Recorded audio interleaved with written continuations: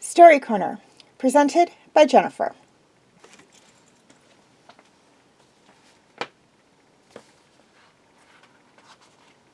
What made Sheriff Jones suspicious? Suspenders and belts are designed to hold up trousers, but most men don't wear both at the same time. That was the giveaway. Okay, for those of you who deduced the answer to the mystery successfully, very good job. For those of you who were a little off the mark, you have another chance coming up right now. A practiced hand.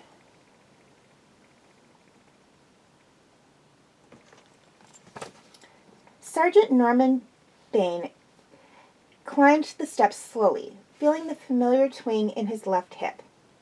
He wasn't old. Not really. But he was old for a cop. The victim had been old, though 92 years old. Norman supposed that was why the smug young homicide lieutenant had called him.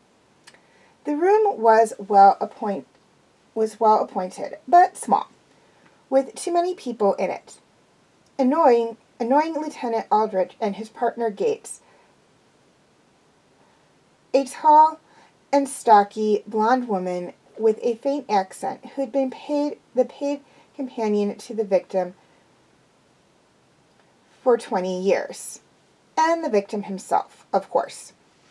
Were you supposed to refer to a death by suicide as a victim? Norman wasn't sure.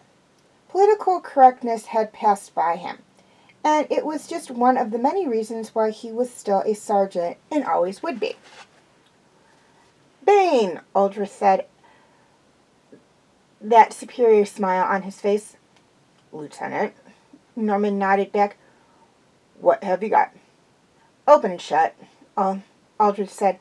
92-year-old woman, poor health, and in a lot of pain. Diabetes, rheumatoid arthritis, and the works. Seemed she had enough. Norman glanced around. He suspected that Aldrich didn't know much about real pain, but it appeared the newbie lieutenant had called it correctly. This was definitely a sick room. The bed was regulation hospital, complete with an electronic control. On the bedside table, there was a call button and a phone with oversized buttons. And next to that, a walker. This is Anna Stanley, Aldrich said, indicating the blonde. The woman looked at Norman with red-rimmed eyes. It's so sad, she said. I've been with Mrs. Winslow for many years. She has no one else. She has always been a fighter. But I suppose she was tired of fighting. The woman dabbed at her eyes with a tissue. Norman stepped past her to look at Mrs. Winslow.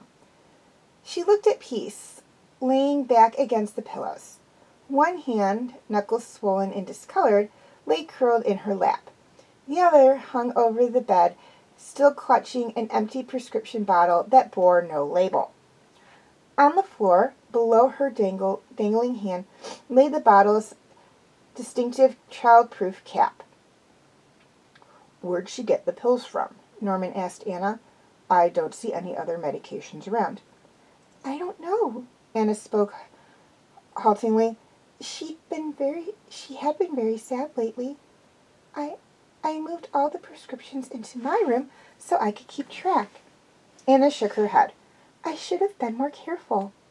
When Norman turned to take another look at the body, his hip protested. And it was more than a twinge this time around. Automatically, he slipped his hand into his jacket pocket and stopped. "Mrs. Winslow has no family, you say?" he asked Anne.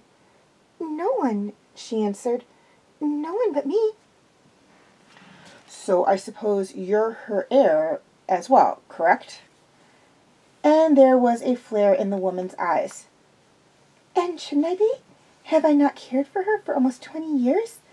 Fed her, bathed her, cleaned for her, put up with—" Anne seemed to realize she had slipped out of character and stopped herself. She went back to dabbing at her reddened eyes. Norman turned away from her. He pulled something out of his pocket and tossed the item to Lieutenant Aldrin. "Hey," he said, "open that container." Aldrin's eyes narrowed, but he did as what he was told. "Okay, but so what? Anyone could." It took a moment, but suddenly Aldrich got the point. Mrs. Stanley, I think it would be better if we continued this conversation downtown. Come with us." What did the sergeant realize? Write your answers in the description section and turn in next time to Totally Wound Up.